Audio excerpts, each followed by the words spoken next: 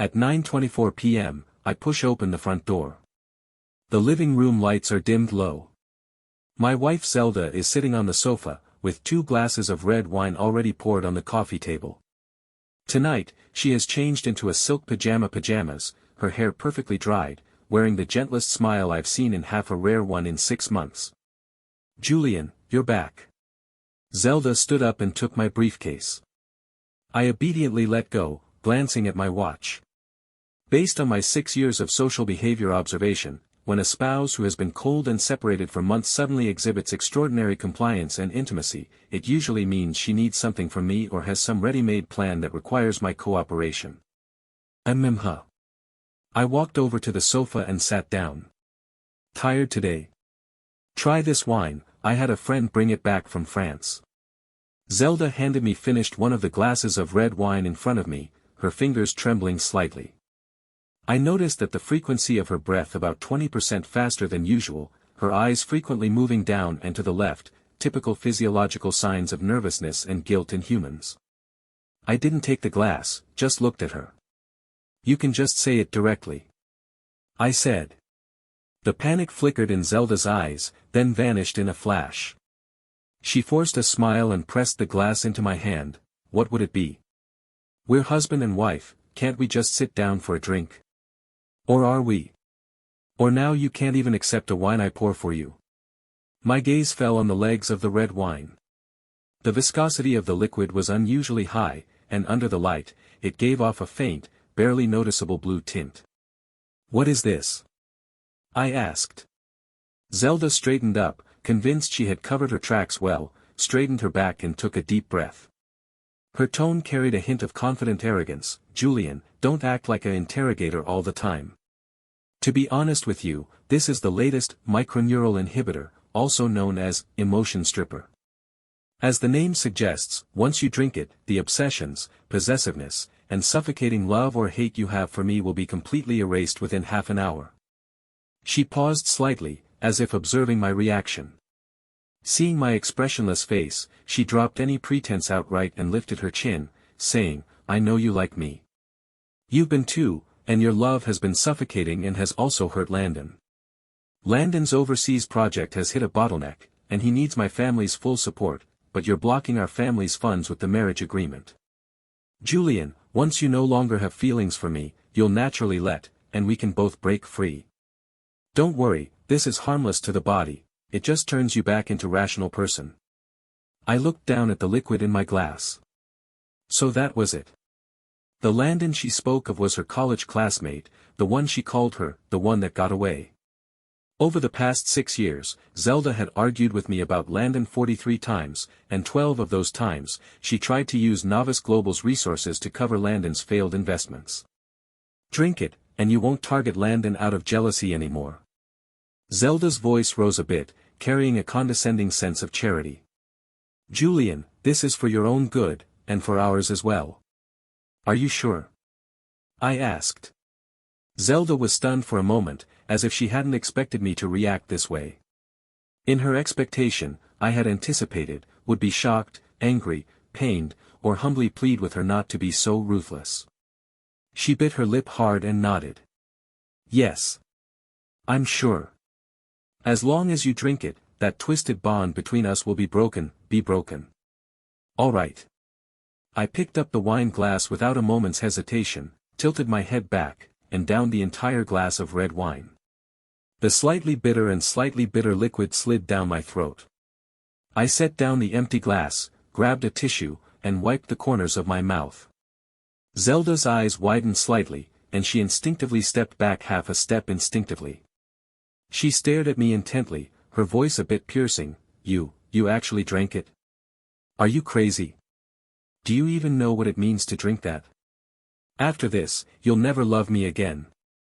All your feelings for me will disappear." I took a pen from the inner pocket of my suit, held it out to her, and said in a steady voice, "Now that the drug has been taken, so according to logic, the emotional cleansing takes effect immediately. When shall we go through the formalities?"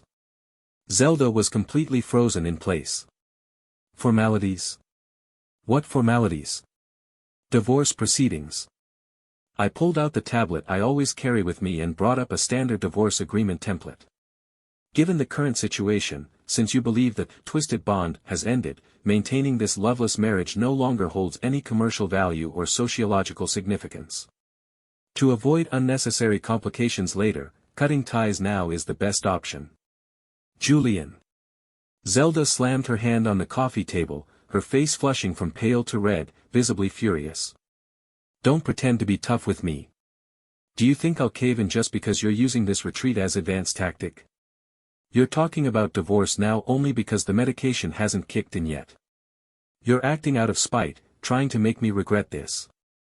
I looked at her, slightly furrowed my brow as I watched her face contort with anger, my emotions completely undisturbed. I calmly glanced at my watch. The time is 9:31. The medication will fully take effect in about 10 minutes. To save us both time, let's meet at the Civil Affairs Bureau tomorrow at 9 a.m. Please bring your ID card and marriage certificate. With that, I stood up without another glance at her and walked straight toward the guest bedroom. Julian. Stop right there. If you dare to go tomorrow, don't ever expect me to look at you again. Zelda screamed hysterically behind him, a vase shattering against the door panel with a dull, splintering crash. I closed the door to the second bedroom and locked it. The room fell silent. I sat on the edge of the bed, closing my eyes to feel the changes in my body. There was indeed a faint chill in my brain, similar to the sensation of menthol dispersing at nerve endings. This drug, known as emotional ablation agent, was indeed attempting to block the transmission of certain neurotransmitters. However, for me, it was meaningless. Because I was born with emotional cognitive dysfunction. From birth to now, my cerebral cortex has never produced any chemicals known as love or jealousy. Over the past 6 years, my thoughtfulness, care, and tolerance toward Zelda, even what outsiders saw as pathological devotion, was nothing more than a set of perfect husband role-playing strategy I had developed after analyzing 1,800 romantic films, 3,000 psychology books, and a large number of sociological samples. I was good to her, because at the time she was my wife, my legal spouse. In my logic, maintaining a spouse's mental health and quality of life is the optimal solution to ensure the stability and mitigate the risks of a marriage of convenience. Now that she has taken the initiative to terminate this program, for me, it is nothing more than shutting down a high-energy background process. This is good. It spares me the trouble of continuing to perform human emotions. The next morning at 8:55 the following morning. I arrived punctually at the entrance of the Civil Affairs Bureau. A red sports car screeched on the roadside. Zelda pushed the door and stepped out. She was heavily made up, but it still failed to conceal the darkness beneath her eyes. She strode up to me, slamming her bag heavily onto the number Q machine, and sneered a cold smirk as she looked at me. Julian, you're quite punctual. The effects of the drug have worn off for a whole night now. Are you starting to experiencing that hollow ache? If you just admit you're wrong and approve that $5 billion in interest-free loans my father's group, I can call off the divorce. I took out my ID and marriage certificate from my pocket, handed them to the staff member at the number Q counter, then turned to Zelda. Miss, there is an addiction in your behavior and logic. What? She frowned tightly. First, it was you who fed me the emotion erasing last night. Second, based on what you just said, you think I should feel pain. But pain falls within the realm of emotions. Since emotions have been eliminated, there is no foundation for pain to exist. I paused, my tone completely flat. Regarding the $500 million interest-free loan for Orion Enterprise, it was originally a subsidiary benefit that belonged to my wife. Since we are about to dissolve our marriage, this capital supply, which lacks commercial return, was naturally formally rejected by me at 9:35 last night. Zelda gasped sharply, her voice turning shrill. What did you call me? Julian. You're so childish, making up insults like that just to get back at me. Fine, let's get divorced. I hope you don't tremble when you sign the papers. 10 minutes later, at the divorce registration counter. The clerk slid 2 divorce agreements across the table. If both parties have no objections to the property division, please sign. I took the pen and quickly writing my name on the signature line. My handwriting was steady, not a single stroke wavering. Afterward, I placed the pen flat on the table and looked at Zelda. Zelda held the pen, staring intently at my signature. Her breathing became unusually heavy, and her knuckles turned white from the force of her grip. She looked up at me, trying to find even the slightest trace of reluctance or struggle on my face. I just looked at her calmly, casually adjusting the cuffs of my suit. "Julian, do you really think you can keep up the act until the end?" Zelda gritted her teeth as she signed the agreement, pressing so hard that the paper was slightly torn at the corner. When the divorce certificate was handed to me, I put it into my briefcase and stood up. "Pleasure, there was cooperation. Wishing you and Landon all the best. Julian." Zelda followed me and stopped me on the steps, her emotions getting the better of her, her eyes reddening. "How long are you going to keep pretending? You used to prepare warm milk for me every morning, pick me up from work every day, and stay up all night watching over me when I had a stomach ache.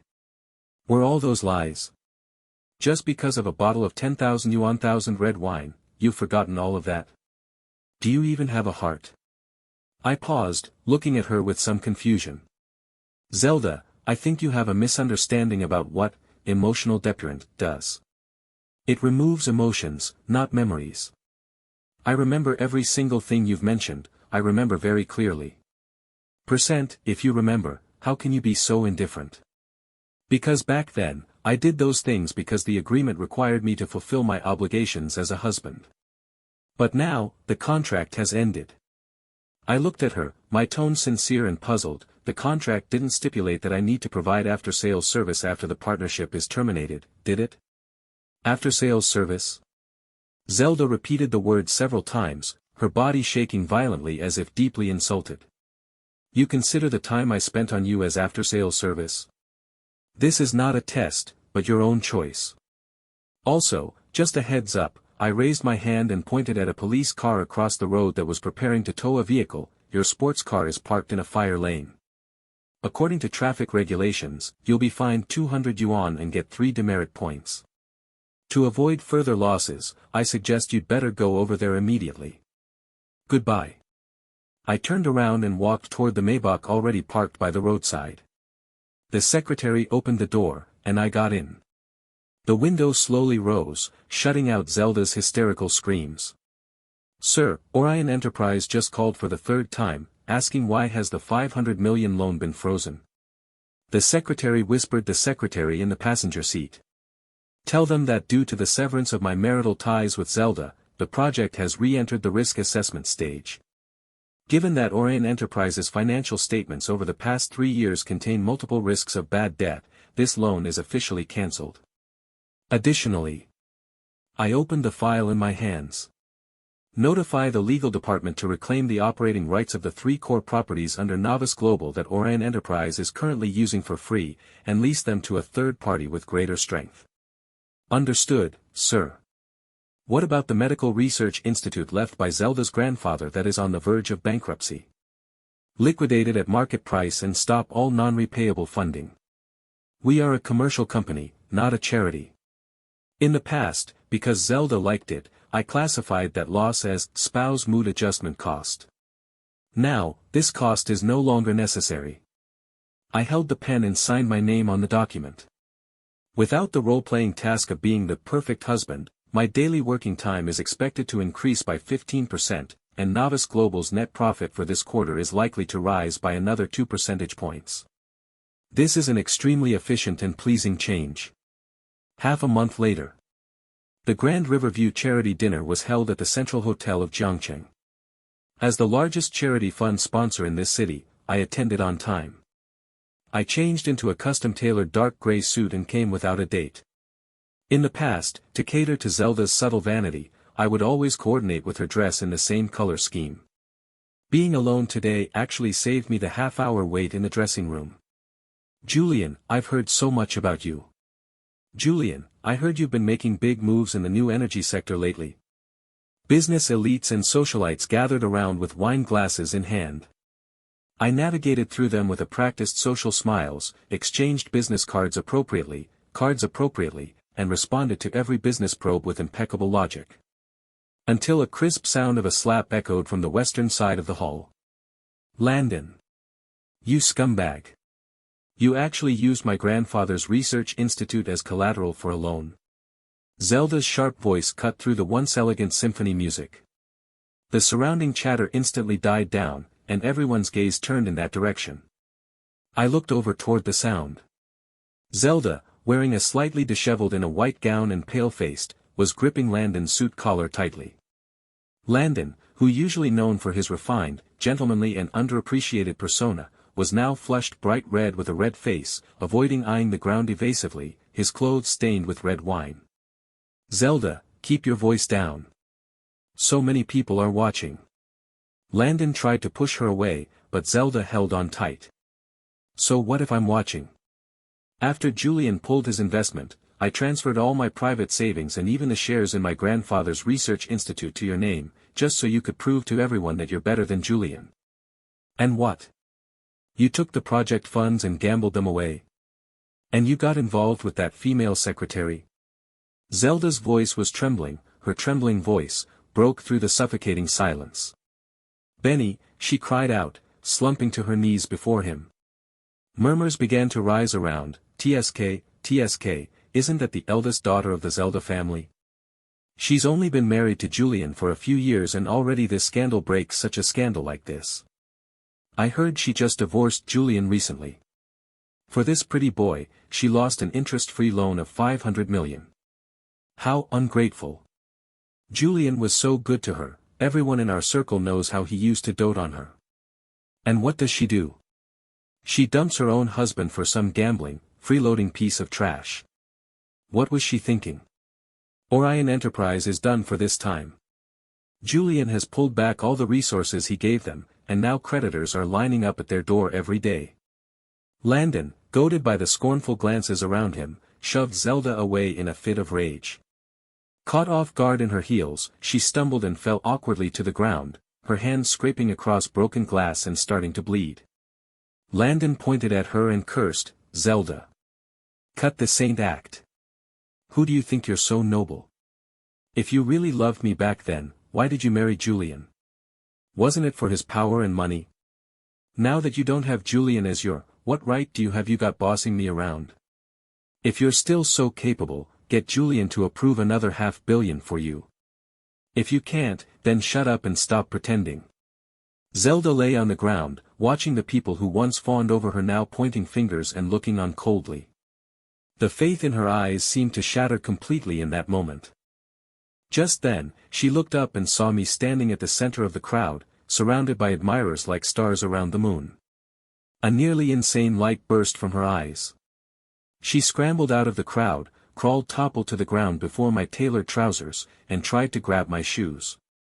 I stepped back, precisely dodging her hand stained with blood and red wine. Julian. Julian, I was wrong. Zelda looked up, crying hoarsely, her voice filled with endless despair and regret. He deceived me. Landon a beast.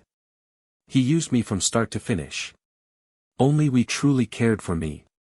Trembling, she pulled an exquisite glass bottle from her small bag, inside which were a few pink capsules.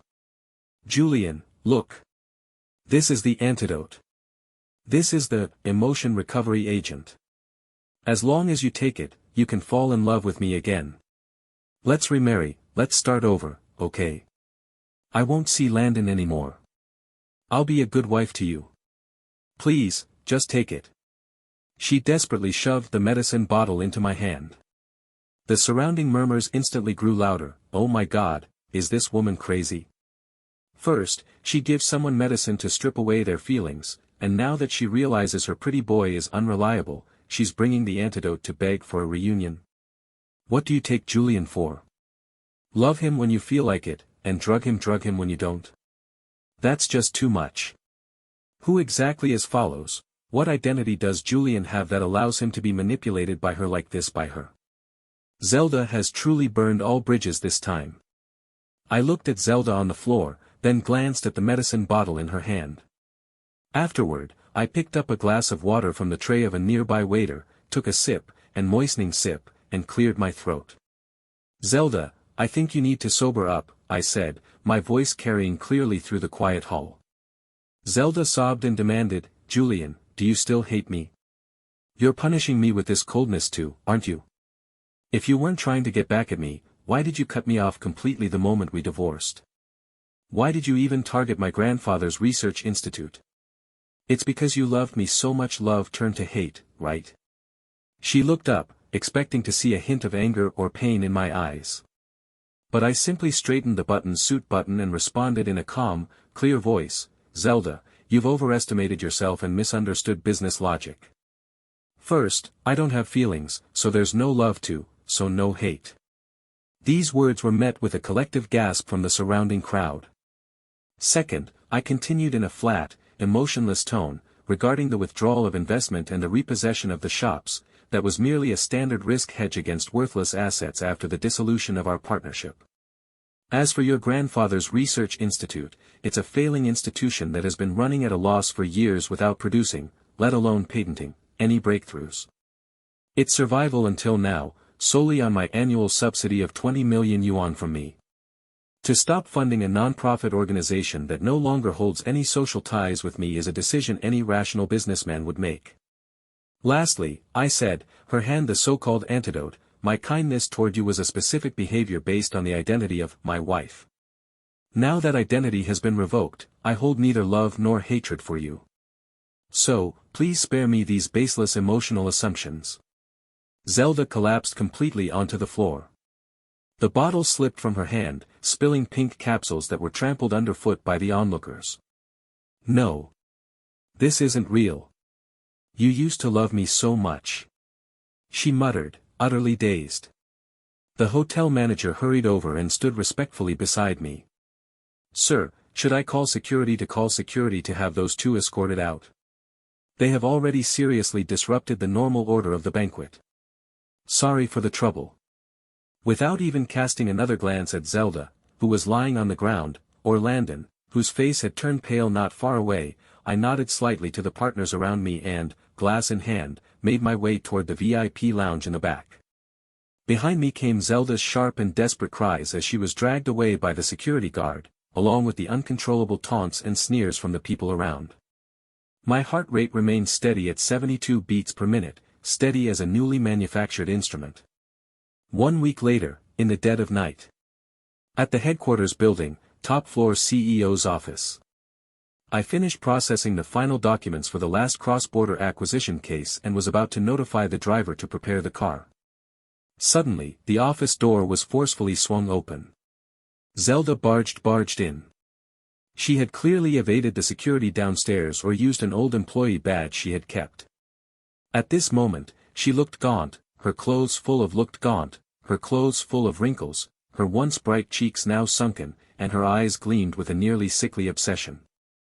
She locked the office door behind her. Julian, you lied to me.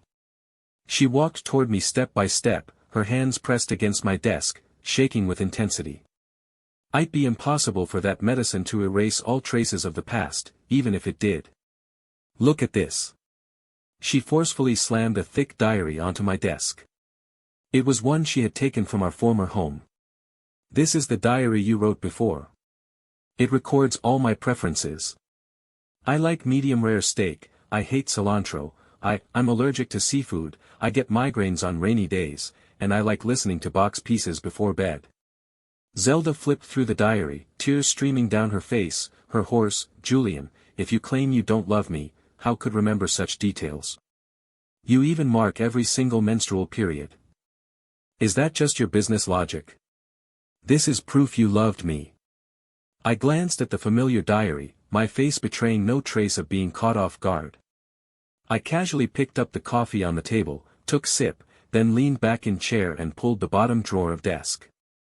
Zelda, since you insist on so-called proof, I can provide you with most objective data today. I took a thick craft paper bag from the drawer and tossed it onto the table. Open it and have a look. Zelda froze, then tremblingly opened the paper bag. Inside were several official documents bearing seals and a few printed system logs. The first document, I said, pointing to the topmost sheet, was a clinical diagnostic report issued by the hospital 26 years ago. The diagnosis clearly stated, congenital underdevelopment of the limbic system, accompanied by profound emotional cognitive dysfunction. In other words, from a medical perspective, I am incapable of autonomously generating emotions such as love, hatred, grief, or jealousy in this lifetime. Zelda's face instantly turned pale as she frantically shook her head. No, this can't be, it cannot. You're a normal person, you can smile, you can be gentle with me. That's because of the second document. I tapped the table. She looked down and saw a printed document hundreds of pages long, titled, Spouse B. Zelda's Daily Behavior Coping and Maintenance Operation Manual, version 6.2. I explained calmly, this is the underlying logic of the diary in your hands. As I said before, I don't understand human emotions, but I have an extremely high capacity for learning and imitation. 6 years ago, to ensure the stability of our marriage alliance and prevent Orion Enterprises' negative emotions from affecting Novice Global's stock price, I specifically acquired the most advanced AI psychological analysis model on the market and input all behavioral data from childhood to adulthood. I opened the operation manual, pointed at a line, and read aloud, when spouse B exhibits migraine symptoms, usually accompanied by rainy weather, according to normal social protocols, the optimal coping strategy is, cease work, stay by her side, and provide a hot towel at 42 degrees Celsius. This measure effectively increases spouse B's compliance, reduces the probability of Novice Global's future projects being unilaterally breached by Orion Enterprise, and yields a 300% return on investment. I closed the file and looked at Zelda, whose gaze was gradually turning blank. The deep affection, thoughtfulness, and meticulous love you felt were nothing more than me strictly following this operation manual. I treated you well because, at that time, you were my wife. It's a bit like a precision floor cleaning robot, programmed to make scheduled cleaning its core task. It has nothing to do with love and everything to do with responsibility and maximizing duty and benefit. Do you understand? No. No. I don't believe it. Zelda staggered back as if struck by lightning, until her back hit the cold bookshelf. And what about me? What am I in your eyes? She cried out, collapsing, clutching her hair with her hair and tears and snot streaming down her face as she hysterically screamed hysterically, for these 6 years, I've been a real, living person. I've spent every single day and night with you through thick and thin. When I was willful, when I acted out, when I fought with you, in your eyes, was all just data in a program? Yes, I replied honestly, or, more precisely, an unstable risk factor with high energy source with low returns. If it weren't for the resource exchange brought about by our marriage, in a normal business assessment, you'd have been cleared out in the first year. Julian. You're not human. You're a demon. You're a heartless monster. Zelda had completely lost it.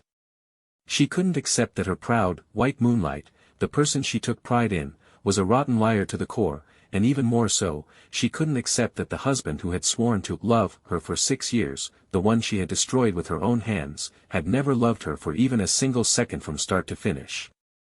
All her past arrogance, her self-entanglement, and her hysterics had, in that moment, turned into a colossal joke.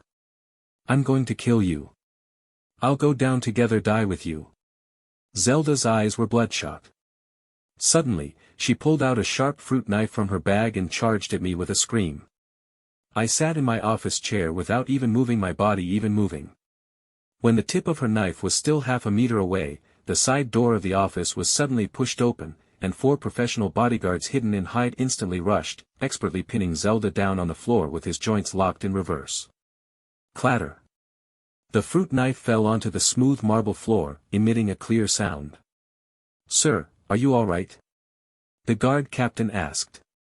I'm fine. I looked down at my watch and waved at the head-in at the legal department manager standing outside, illegal trespass, carrying lethal weapon with intent to cause harm. Submit the surveillance footage and evidence to the police. Also, inform Zelda's father that given her severe illegal act that posed a potential threat to me, Novice Global will fully initiate bankruptcy proceedings against Orion Enterprise. Yes, sir. Zelda was dragged out to be dragged out like a dead dog by her bodyguards. She no longer screamed, just stared at the ceiling with hollow-eyed, like a soulless puppet, murmuring over and repeating over and over, "It was all fake, all of it, all fake." Her mind had completely unraveled. According to the later court ruling, Zelda was sentenced to closed psychiatric treatment after being found guilty of attempted assault, causing major property damage. With a mental evaluation of diminished criminal responsibility due to mental illness, she was sent to a closed mental health center for compulsory treatment. Landon, on the other hand, was sentenced to 15 years in prison for massive fraud and illegal business operations. Orion Enterprise declared bankruptcy within just 1 month, completely exiting the commercial stage of Jiangcheng.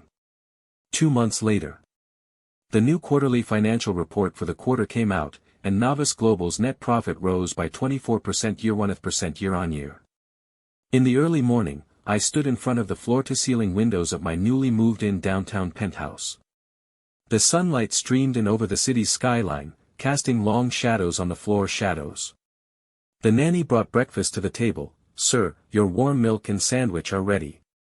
Also, the new executive assistant, as per your instructions, delivered the Guide to Business Social Etiquette Guide for New Business Partners. "Thank you." I sat down at the table. Without the hassle of having to coordinate with someone else's schedule, my breakfast time was precisely controlled to 8 minutes. After finishing the last bite of my sandwich, I walked to the full-length mirror in the hallway and straightened my tie. Looking at the expressionless face in the mirror, one that seemed excessively stern due to long-term lack of emotional fluctuation, I remembered I had a signing lunch with a new partner at noon. According to Chapter 3, Article 2 of the Business Social Etiquette Guide, when reaching a major cooperation agreement, an appropriate smile can increase the other party's trust and facilitate smoother subsequent collaboration. I looked at the mirror and slowly pulled the muscles on both sides of my face. The corners of my mouth lifted 15 degrees, my eyes slightly squinted, and 6 upper teeth were exposed. This is a standard smile defined as happy and sincere in human sociology. I maintained that perfect expression, precisely controlled by my muscles precisely controlled, as I pushed open the door and stepped into the new world outside, one filled with interests, calculations, and absolute rationality. That's the end of the story. Are you all satisfied with this conclusion of absolute rationality? If anyone feels it's not perfect enough and insists on demanding a touch of different warmth in this sterile world, then please continue watching the alternative ending I've specially crafted for you. My life returned to a state of absolute sterility and high efficiency. Until half a month later, when the group encountered its only rival in a cross-border bid for core medical technology, Verity Holdings. Throughout 3 rounds of business negotiations, Shira, the CEO of Verity Holdings, demonstrated an extremely rare form of absolute rationality. She was also a woman, but utterly unlike Zelda, who is the kind of traditional socialite who clings to emotions and tries to hijack interests with self-righteousness. Julian, in the 3rd round of simulations, Verity Holdings' data model had an error of no more than 0.3% from Novice Global's results. Across the negotiation table, Shira slid a thin document. She wore a sharply tailored deep black suit, her hair pulled back into a sleek low ponytail, with no trace of unnecessary social emotion in her eyes. Since neither swallowing each other up, so rather than a mutually destructive internal friction that leaves both sides battered, a cross-shareholding and joint restructuring of Jiangxing Medical Research Institute is the only optimal solution. I flipped open the agreement. Every single clause precisely pierced through Novice Global's psychological defenses, no emotional probing, only a game of pure numbers. I looked up at her. This was the first time in a business negotiation I had skipped the usual fake smile. Assets include the residual patents from Zelda's that. Shira remained composed, taking a sip of the black coffee in front of her. Her tone was as steady as a machine. Zelda and Landon were idiots, but that doesn't mean the raw data on ensures absolutely clear, those junk feelings, into purely rational commercial assets yields. The hand holding my pen paused slightly. She had checked my medical records. But unlike others, her predecessors, she showed no sympathy, like a clear pane of glass, no sympathy, curiosity, or fear in her eyes.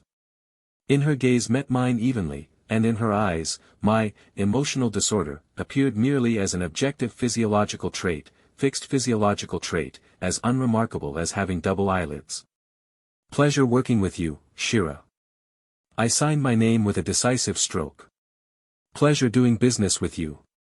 Shira rose from her chair and offered a brief handshake, cool and dry and free from any lingering, probing dampness. The contact ended as swiftly concluded, professional. Over the following year, Shira became my collaboration with Shira became my most frequent one.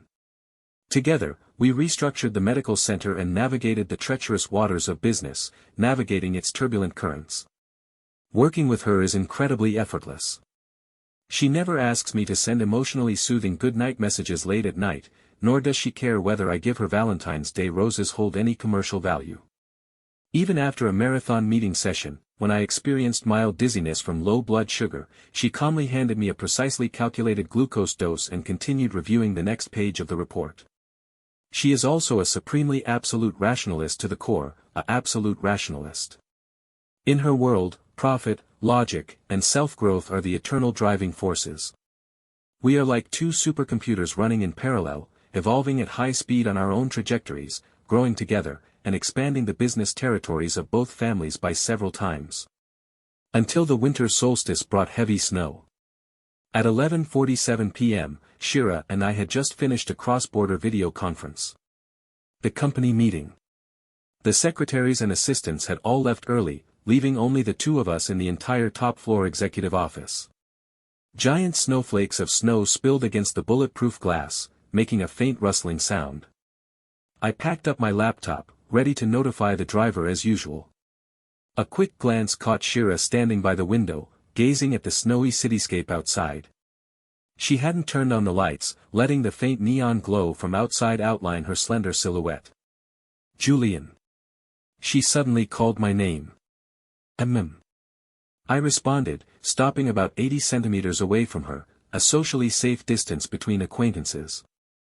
When you drank that potion that Zelda gave you, did you really feel nothing at all?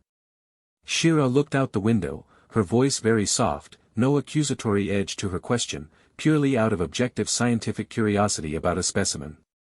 I told her truthfully, nothing. The neurotransmitters the drug was trying block, I don't have them in the first place. For me, it was just glass of spoiled red wine with a hint of menthol. Shira let out a low laugh. It was the first time in 6 months that she made a sound imbued with such subjective emotion, faint, like a snowflake dissolving into water. She turned to look at me, her eyes reflecting the city's dim lights, clear and sober. It's wonderful. In a world flooded with cheap hormones and self-indulgent sentiment, having a companion who is never swayed by emotions and never betrays logic is an incredibly rare luxury. Julian, I want us to keep working together like this, Julian. I looked at her. According to my social behavior guide, at this moment I should respond with the most polished corporate vocabulary, of course. Our interests are deeply intertwined, and cooperation is a long-term strategy. But before the sound left my throat, a fleeting, inexplicable ripple passed through my cerebral cortex, too subtle to be justified by logic. That was not the love-turn-to-hate Zelda had hoped for, not a racing heartbeat, nor the infatuation or adoration described in any psychology textbook. Instead, it was an unprecedented certainty. Like a probe drifting alone in the desolate universe for 26 years, having sent countless signals only to receive the noisy cosmic microwave background radiation in return, suddenly, on a specific frequency, unexpected frequency, and precise frequency, it detected the cold yet clear ticking of a frequency-modulated signal, clear, unwavering, and matching its own. My limbic system remained utterly still, producing none of the chemicals called love. But I suddenly felt, in this tedious, noisy, emotional world full of human hysterics and self-gratification, that as long as this equally clear-minded and indifferent machine walked beside me, my soulless vessel had found a new long-term, different sociological meaning. Okay. I looked at Shira, and for the first time, I did not pull my facial muscles to simulate that standard, business smile. I simply maintained my usual expression, my gaze calm and focused as I looked at her. Shira met my eyes, raising a slight eyebrow, and in that exchanged glance, there was an absolute understanding that only two completely clear-minded individuals. Outside the window, heavy snow was falling, while the temperature inside the office was precisely controlled at 26 degrees Celsius. 3 weeks after the winter solstice, the city of Jiangqing was hit by rare extreme cold. As usual, I woke up precisely at 6:30 in the morning. The moment I pushed open the bedroom door, a sharp, sudden pain struck my left frontal lobe. This sensation lasted for approximately 0.7 seconds, then transformed into a strange heat that slowly spread along the central nervous system of my spinal cord. I stood the hallway. I looked down at my hands. There was slight allergic redness and swelling on my fingertips, and my heart rate was 72 beats per minute at rest. This is highly abnormal. Over the past 26 years, my resting heart rate has consistently ranged between 68 and 72 beats per minute. I drove to the hospital and met my attending physician, Dr. Calvin, a top domestic expert in neurology. After completing a 3-hour MRI and EEG scan, Dr. Calvin held a comparative report, his face sinking into a state of extreme confusion. "Julian, this is nothing short of a medical miracle, or an exceedingly rare genetic storm." Dr. Calvin laid the medical records from 26 years ago over today's report, pointing to the once completely lifeless shadowy area in the limbic system of the brain. The core component of that so-called emotional detachment serum, Flat drank 6 months ago, is a novel neurotransmitter receptor agonist.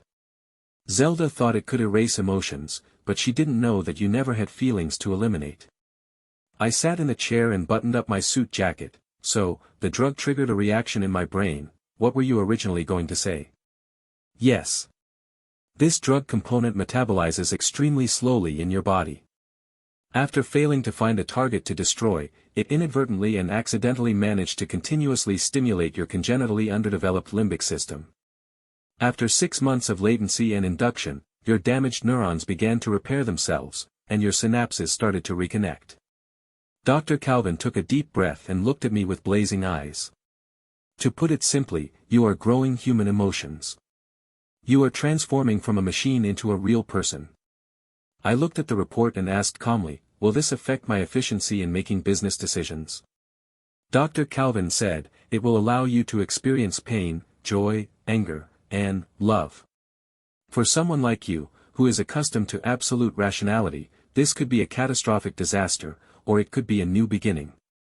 I put away the report, thanked them, then turned and left. On my way back to the company, I tried to recall the definition of the word love in my mind. In the 3,000 psychology books I had read to play the role of the perfect husband, love was defined as an irrational obsession caused by the massive secretion of dopamine, oxytocin, and endorphins. It sounded like a mental disorder. I didn't need it. At 2 p.m., the medical facility restructuring project officially entered stage I clinical trials. Shira and her team arrived promptly at the conference room on the floor. She was wearing a navy blue trench coat today, with an unadorned white shirt underneath. When she saw me enter, she wasted no time on pleasantries and pushed a 60-page clinical data adjustment report in front of me. "Julian, there have an abnormal fluctuation in the neural reversal rate of the third group of experimental mice. I suggest we lock down this data immediately and hold off on submitting it to the regulatory authorities."